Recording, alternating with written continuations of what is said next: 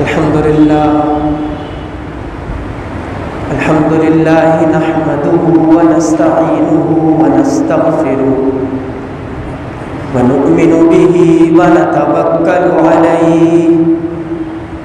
ونعوذ بالله من شرور أنفسنا ومن سيئات أعمالنا من يهده الله فلا مضل له ومن يضلله فلا هادي له ونشهد أن لا إله إلا الله وحده لا شريك له ونشهد أن سيدنا وسندنا ونبينا ومولانا محمدا صلى الله عليه وعلى آله وبارك وسلم تسليما كثيرا أما بعد فأعوذ بالله من الشيطان الرجيم بسم الله الرحمن الرحيم من عمل صالحا من ذكر أو أنثى وهو مؤمن فلنحيينه حياة طيبة ولنجزينهم أجرهم بأحسن ما كانوا يعملون وقال تعالى ومن يتق الله يجعل له مخرجا ومن يتق الله يجعل له من أمره يسرا صدق الله العظيم اللهم صل على محمد وعلى آل محمد كما صليت على إبراهيم وعلى آل إبراهيم إنك حميد مجيد اللهم بارك على محمد وعلى آل محمد كما باركت على إبراهيم وعلى آل إبراهيم إنك حميد مجيد محترم عزیزوں، بزرگوں، نوجوانوں اور بچوں، پردہ دار ماؤں اور بہنوں، اللہ رب العالمین کا فضل و کرم ہے کہ ہم رجب کا مہینہ گزار چکے ہیں اور شعبان کے مہینے میں داخل ہو چکے ہیں، اور وہ دعا جو نبی کریم صلی اللہ علیہ وسلم ماہ رجب میں فرمایا کرتے تھے کہ اللہ رجب اور شعبان کے مہینے میں ہمارے لیے برکت پیدا فرما اور ہمیں رمضان کا مہینہ عطا فرما، تو ہماری خوش نصیبی ہے کہ رمضان کا مہینہ قریب آ چکا ہے اور برکتوں، رحمتوں، مغفرتوں اور بخششوں کے مہینے میں ہم ان قریب داخل ہونے والے ہیں۔ قرآن کریم کی دو مختلف مقامات سے آیات کریمہ آپ کے سامنے تلاوت کی ہے۔ ہم اگر اپنی زندگیوں کا، اپنے اہل و عیال کا، اپنے ماحول کا اور اپنے ارد گرد کا جائزہ لیں تو ہم دیکھتے ہیں کہ لوگ پریشانیوں کے اندر مبتلا ہیں، مصائب اور مشکلات، ذہنی طور پر، دلی طور پر انسان کو اطمینان نصیب نہیں ہے، زندگی کے اندر سکون اور خوشحالی موجود نہیں ہے، مسلسل انسان بڑھتی عمر کے ساتھ ساتھ پریشانیوں اور تکالیف کا شکار ہوتا چلا جاتا ہے۔ لہذا آج ہم آپ کو قرآن و سنت کی روشنی میں چند ایسے اصول بتائیں گے کہ جن اصولوں پر چلتے ہوئے انسان اپنی زندگی میں خوشحالی لا سکتا ہے، اطمینان اور سکون پیدا کر سکتا ہے۔ تو 5 اصول ہیں کہ جن اصولوں کی روشنی میں اگر انسان زندگی گزارے تو تمام تکالیف، تمام مصیبتیں، پریشانیاں ارد گرد کے حالات کے اندر جو کچھ دکھ اور غم کی کیفیات ہے وہ دور ہوتی چلی جاتی ہے اور زندگی بدلنا اور اس میں اطمینان، سکون اور راحتیں پیدا ہونا شروع ہو جاتی ہے۔ تو خوشحال زندگی کا پہلا اصول وہ یہ ہے کہ انسان ایمان لے کر آئے اور ایمان لانے کے بعد عمل صالح کرے۔ یہ پہلی شرط ہے کہ زندگی کو اگر مطمئن اور پرسکون بنانا چاہتے ہیں تو ایمان لائے اور ایمان لانے کے بعد عمل صالح کریں، نیک اعمال کرتے چلے جائیں۔ برے اعمال سے بچنا، نیک اعمال کو اختیار کرنا زندگی میں سکون پیدا کرتا ہے۔ دیکھیں کہ ہم میں سے ہر شخص اس بات کا اقرار کرتا ہے کہ آمنت باللہ وملائکتہ وکتبہ ورسلہ۔ ہر شخص نے یہ دعا سیکھی بھی ہے اور وہ پڑھتا بھی ہے کہ میں اللہ پر ایمان لاتا ہوں، اللہ کے رسول پر، اللہ کی تمام کتابوں پر، اللہ کے تمام بھیجے ہوئے رسولوں پر، اللہ کے تمام فرشتوں پر ایمان، والیوم الآخر والقدر خیرہ وشرہ، آخرت کے دن پر بھی ہم ایمان رکھتے ہیں، اچھی اور بری تقدیر کو بھی ہم قبول کرتے ہیں، والبعث بعد الموت، اور موت کے بعد کے جو لمحات ہیں، جو ساعات اور گھڑیاں ہیں کہ انسان کو دوبارہ سے اٹھایا جائے گا اور پھر میدان حشر برپا ہوگا اور حساب و کتاب کا ایک پورا مرحلہ اور لمحہ ہوگا۔ ہم زبانی طور پر ان تمام باتوں کو ماننے کے لیے تیار ہیں، لیکن دل سے ہم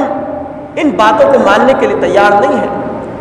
ہم اپنی اولاد کی بھی اس انداز سے تربیت کرتے ہیں کہ ان کو زبانی طور پر یہ الفاظ رٹوا دیتے ہیں کہ فلاں اور فلاں اور فلاں چیزوں پر ایمان لانا ضروری ہے، لیکن ہمارا بھی اور ہماری اولاد کا بھی عمل وہ اللہ رب العالمین کے احکامات کے برعکس اور اس کے خلاف ہوتا ہے۔ ہم اللہ کی نافرمانی زیادہ کرتے ہیں بنسبت اللہ رب العالمین کی فرمانبرداری کرنے کی۔ تو زندگی میں خوشحالی لانے کے لیے ضروری ہے کہ ہم عمل صالح کریں، اور اس بات کا ثبوت ہمیں قرآن کریم کی اس آیت سے ملتا ہے کہ من عمل صالحا،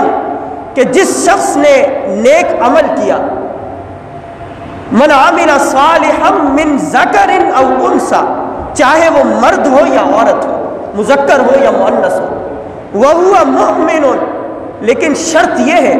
کہ وہ جو نیک عمل کر رہا ہے وہ ایمان کی حالت میں نیک عمل کرے،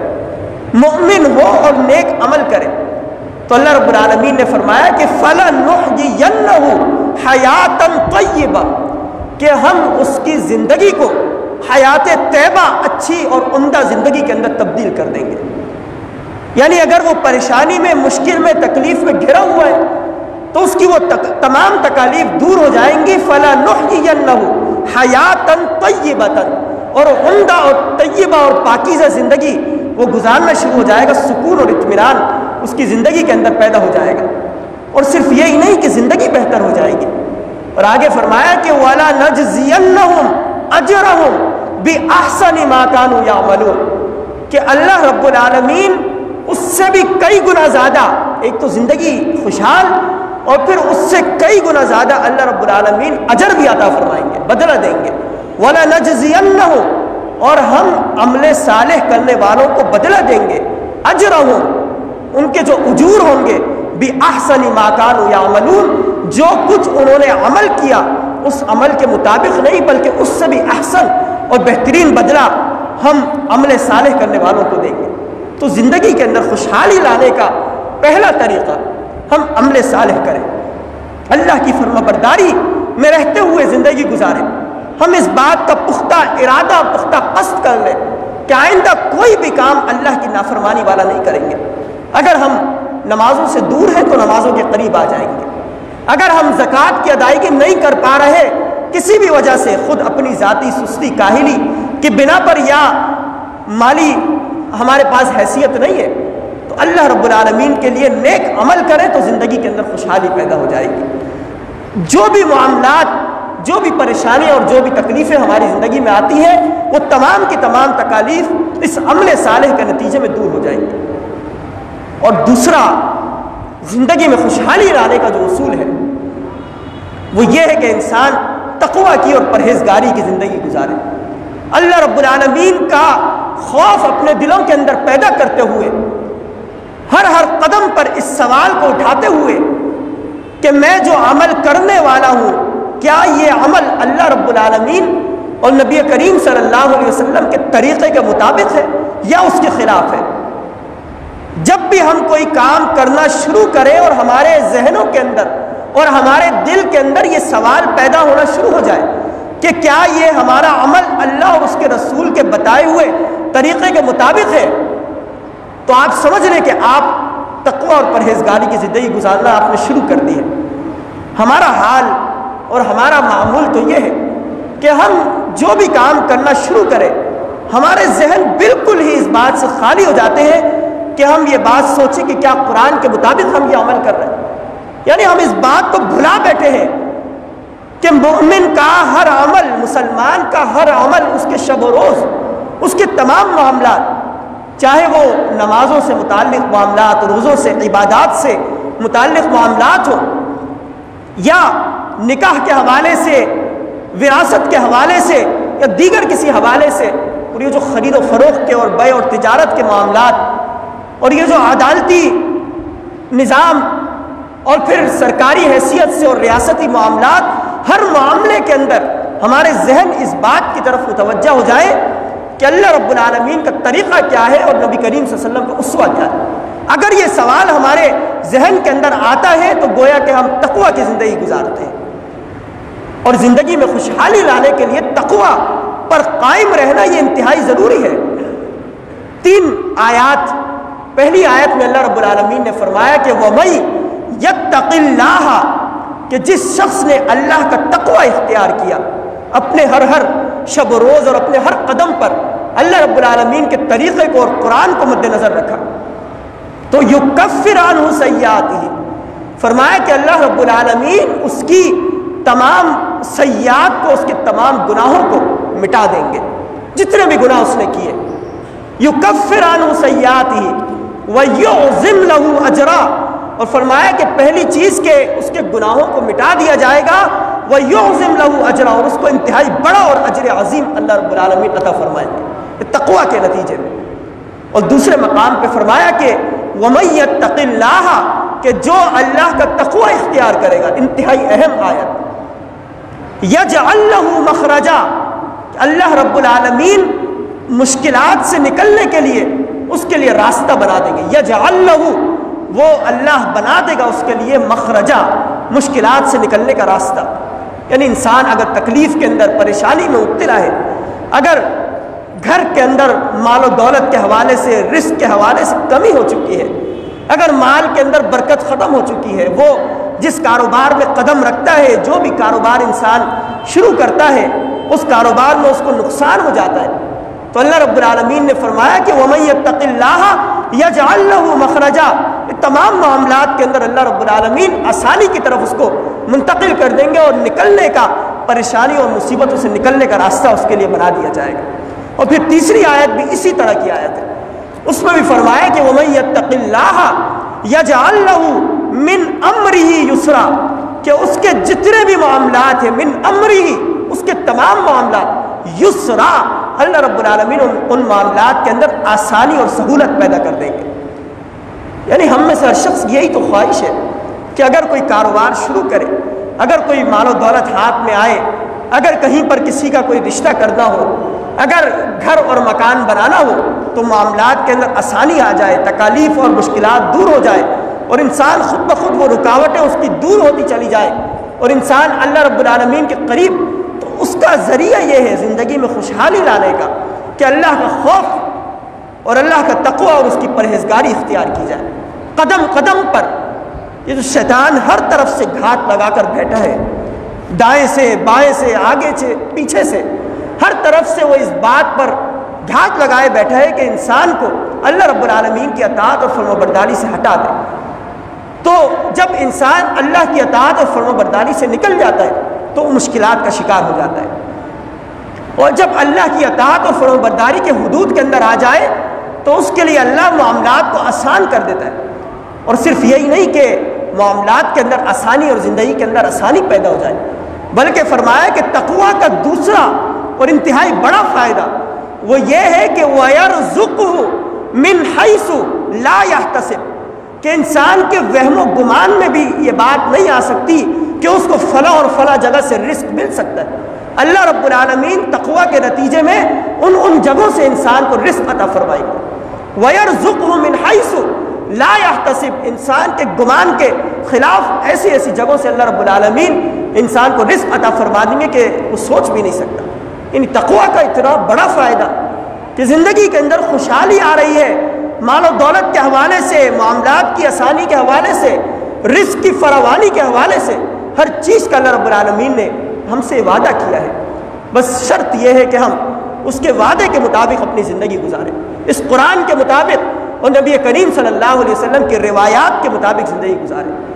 تو زندگی میں خوشحالی لانے کا یہ دوسرا اصول کہ انسان تقویٰ کی زندگی گزارے۔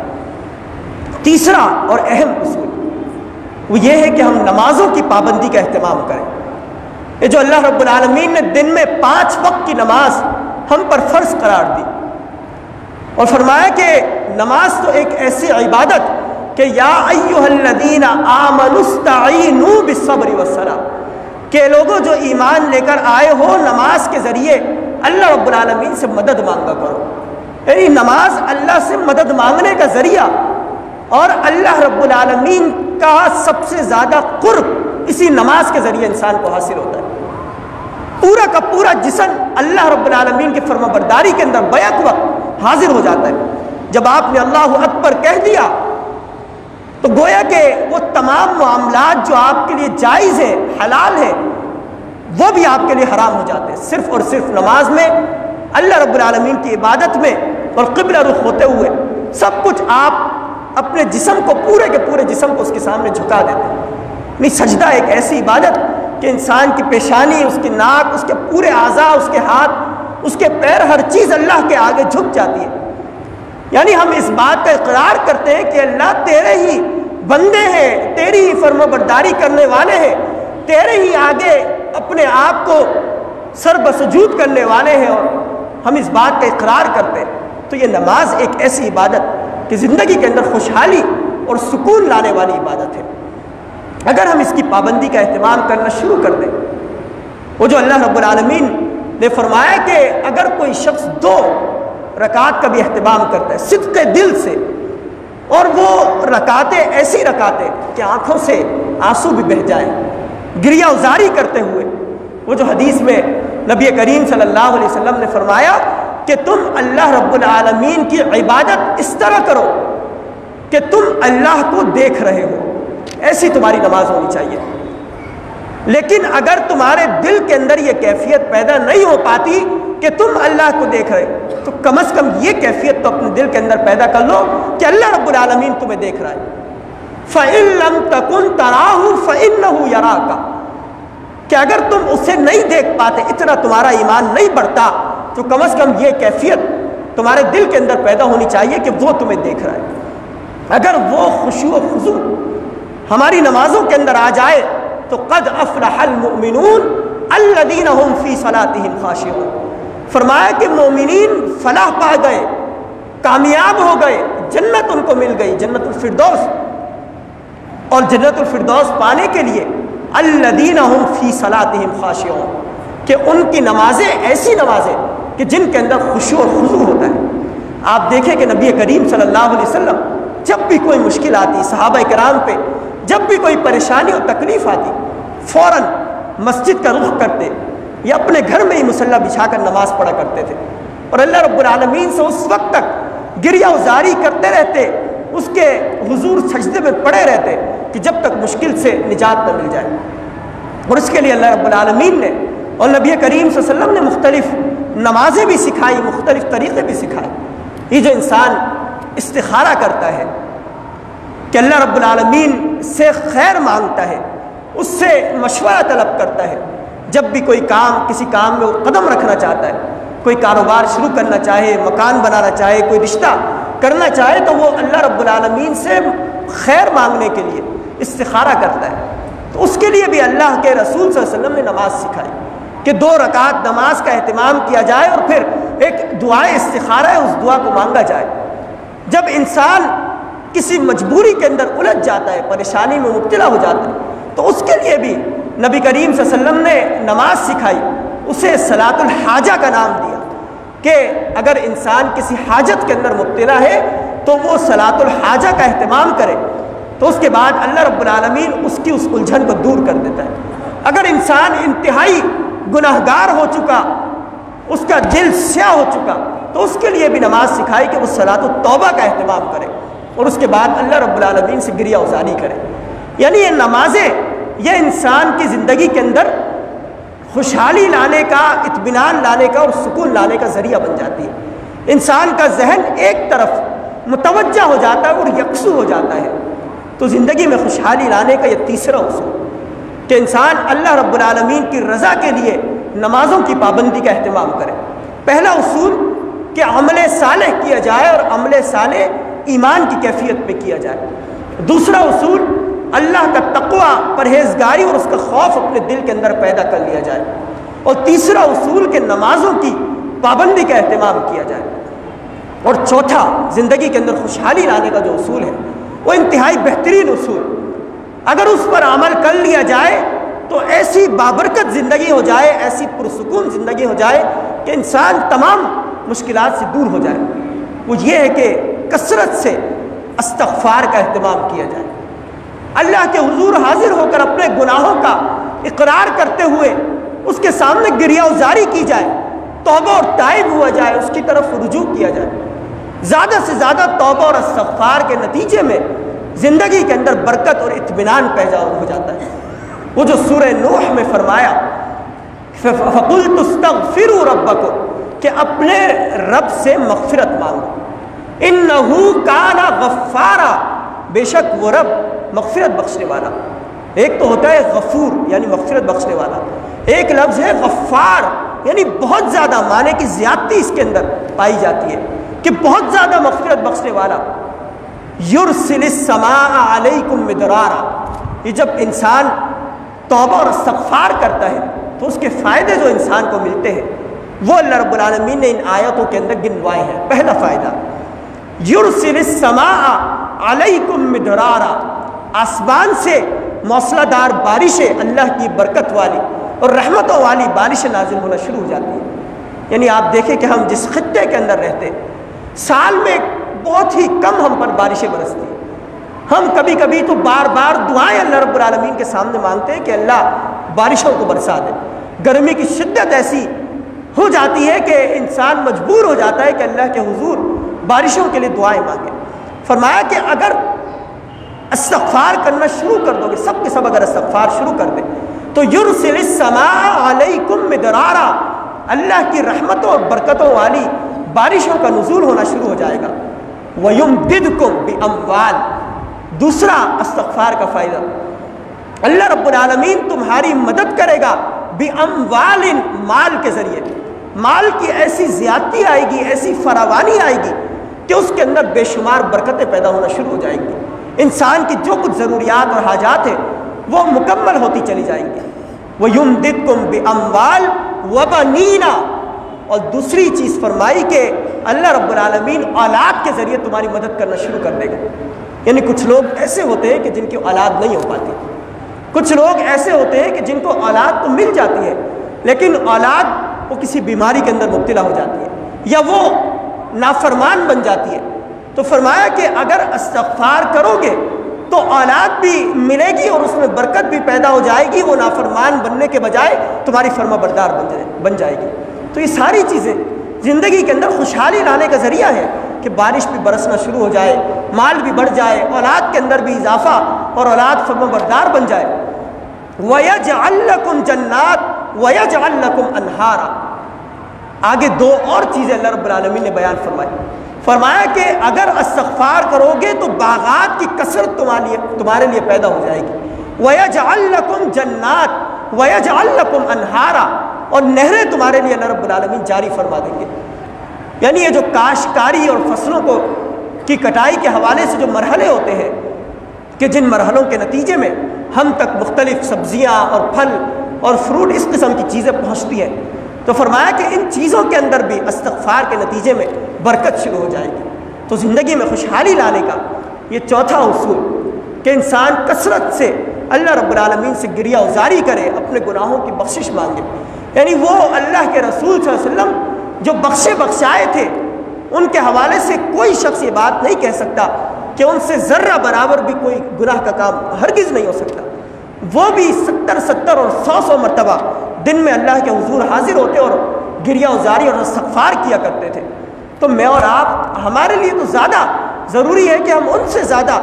دعائیں مانگیں اور گریہ ازاری کریں اور استغفار کریں۔ تو یہ چوتھا اصول، پہلا اصول کہ انسان عمل صالح کرے، دوسرا اصول کہ تقوی کی زندگی گزارے، تیسرا اصول کہ نمازوں کی پابندی کا اہتمام کرے، اور چوتھا اصول کہ کثرت سے استغفار کرے۔ پانچواں اور آخری اصول بتا کر میں اپنی گفتگو کو ختم کروں، وہ یہ ہے کہ ہم قرآن کریم کو بکثرت پڑھیں، اس کا مطالعہ کریں، اس کو سمجھنے کی کوشش کریں۔ یہ جو اللہ رب العالمین نے فرمایا کہ الا بذکر اللہ تطمئن القلوب، کہ اللہ کے ذکر کے اندر دلوں کا اطمینان اور دلوں کا سکون موجود ہے۔ انسان کے پاس اگر بے شمار مال بھی آ جائے، عمدہ مکان بھی وہ بنا لے، لیکن ذہن منتشر رہتا ہے، دل کے اندر وسوسے پنپتے رہتے ہیں اور مسلسل وسوسوں کا شکار دل رہتا ہے۔ تو دل کو سکون پہنچانے کے لیے قرآن کریم کی تلاوت کرنا، اس کو بکثرت پڑھنا، یہ انتہائی ضروری ہے۔ اس کے نتیجے میں بھی انسان کی زندگی کے اندر خوشحالی اور اطمینان اور سکون پیدا ہو جاتا ہے۔ اور عزیزوں، اگر میں آپ سے یہ سوال کروں کہ ہم ہفتے میں، یعنی روزانہ کا حساب و کتاب ہم نہیں کرتے، ہفتے کا حساب کریں کہ ہفتے میں ہم کتنی مرتبہ قرآن کریم پڑھتے ہوں گے۔ یعنی بہت سے لوگ ایسے ہیں کہ وہ ہفتے میں صرف ایک مرتبہ بمشکل آدھا گھنٹہ یا 1 گھنٹہ قرآن کریم کی تلاوت کرتے ہیں۔ بہت ہی کم ایسے لوگ ہمیں ملتے ہیں کہ جو روزانہ کی بنیاد پر قرآن کریم کو پڑھیں، لیکن وہ بھی بمشکل 8، 9 یا 10 منٹ قرآن کریم پڑھتے ہیں اور پھر اس کو بند کر کے رکھ دیتے ہیں۔ شیطان اتنا تنگ کرتا ہے، اتنا وسوسے ڈالتا ہے کہ انسان قرآن کی تلاوت سے پیچھے ہٹ جاتا ہے اور اسے بند کر کے رکھ دیتا ہے۔ تو اگر حساب و کتاب لگایا جائے کہ بالفرض اگر ہم دن میں 9 یا 10 منٹ قرآن کریم کی تلاوت کرتے ہیں، ہفتے میں 7 دن ہے، روزانہ کے آپ 10 منٹ لگائیں تو کتنے منٹ بنیں گے؟ یعنی 1 گھنٹہ، ہفتے کا 1 گھنٹہ ہم قرآن کریم پڑھ رہے ہیں۔ مہینے میں 5 ہفتے آتے ہیں، تو گویا کہ مہینے میں 5 گھنٹے ہم نے قرآن کریم کی تلاوت کی۔ اگر 12 مہینوں کا حساب و کتاب کیا جائے تو 12 مہینوں کے حساب سے مہینے میں اگر 5 گھنٹے بنتے ہیں تو 12 مہینوں کے 60 گھنٹے ہمارے بنیں گے۔ اور یہ 60 گھنٹے کتنے دن بنتے ہیں؟ یعنی 24 گھنٹے کا ایک دن، 24 اور 24 48 گھنٹوں کا دوسرا دن، اور سمجھے کہ 2.5 دن ہم پورے سال میں صرف اور صرف 2.5 دن قرآن کریم کی تلاوت کر رہے ہیں۔ کیا یہ ظلم نہیں ہے؟ کیا اس کے نتیجے میں پورے سال میں 365 دن ہیں، ان میں سے ہم بمشکل 2.5 سے 3 دن اللہ رب العالمین کے قرآن کو وقت دے رہے ہیں؟ کیا اس طرح ہماری زندگی کے اندر خوشحالی، سکون اور اطمینان آ سکے گا؟ یعنی ہم مسلسل وسوسوں کے اندر، وہ جو جادو اور ٹونے اور مختلف عملیات ہیں، ہر شخص اس بات سے پریشان ہے کہ مجھ پر جادو ہو گیا، مجھ پر فلاں آسیب کا اثر ہو گیا۔ یعنی قرآن سے اگر اتنی دوری ہو جائے گی تو یہی کچھ تو ہماری زندگی کے اندر آئے گا۔ ہم اللہ رب العالمین کے نافرمان اس قدر بنتے چلے جا رہے ہیں کہ ہماری زندگی کے جو سکون ہے، اطمینان ہے، وہ ہم سے چھنتا چلا جا رہا ہے، اور اللہ رب العالمین ہمیں مسلسل مشکلات میں، پریشانیوں کے اندر مبتلا کرتے چلے جا رہے ہیں۔ تو ضروری ہے کہ ہم قرآن کریم کا مطالعہ کرتے ہوئے زندگی گزاریں، روزانہ کی بنیاد پر زیادہ سے زیادہ قرآن کو اپنا اوڑھنا بچھونا بنائیں، اس سے تعلق وابستہ کریں، اس سے دوستی کریں، اس سے لو لگا لیں، اور 365 دن اگر ہیں تو 365 دن ہم قرآن کریم کی تلاوت کریں روزانہ کی بنیاد پر، اور صرف اپنی زبان سے نہیں بلکہ اس کو سمجھنے کی بھی کوشش کریں اور اس کے مطابق اپنی زندگیوں کو گزارنے کی کوشش کریں۔ تو یہ 5 اصول ہیں زندگی کو بہتر بنانے اور خوشحال بنانے کے، کہ انسان ایمان کی کیفیت میں عمل صالح کرے، کہ جس کے نتیجے میں اللہ رب العالمین نے فرمایا کہ فَلَنُحْيِيَنَّهُ حَيَاتًا طَيِّبَةً، کہ عمل صالح کے نتیجے میں اچھی اور بہترین اور خوشحالی والی زندگی تمہیں میسر آ جائے گی۔ دوسرا اصول کہ تقوی کی زندگی گزاری جائے۔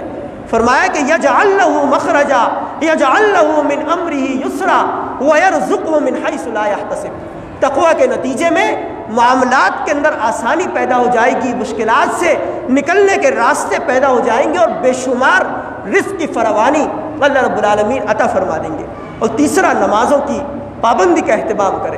اور چوتھا کہ انسان مسلسل کثرت سے استغفار کا اہتمام کرے کہ جس کے نتیجے میں مال میں بھی اضافہ، اولاد میں بھی برکت، اور آسمان سے موسلا دھار اور برکتوں اور رحمتوں والی بارشوں کا نزول۔ اور پانچویں چیز کہ قرآن کریم سے تعلق کو وابستہ کر لیں کہ الا بذکر اللہ تطمئن القلوب، اللہ کے ذکر میں ہی دلوں کو اطمینان ملتا ہے۔ اللہ رب العالمین سے دعا ہے کہ ہمیں ان باتوں پر عمل کرنے کی توفیق عطا فرمائے اور پرہیزگاری کی زندگی گزارنے کی توفیق عطا فرمائے۔ وآخر دعوانا الحمدللہ۔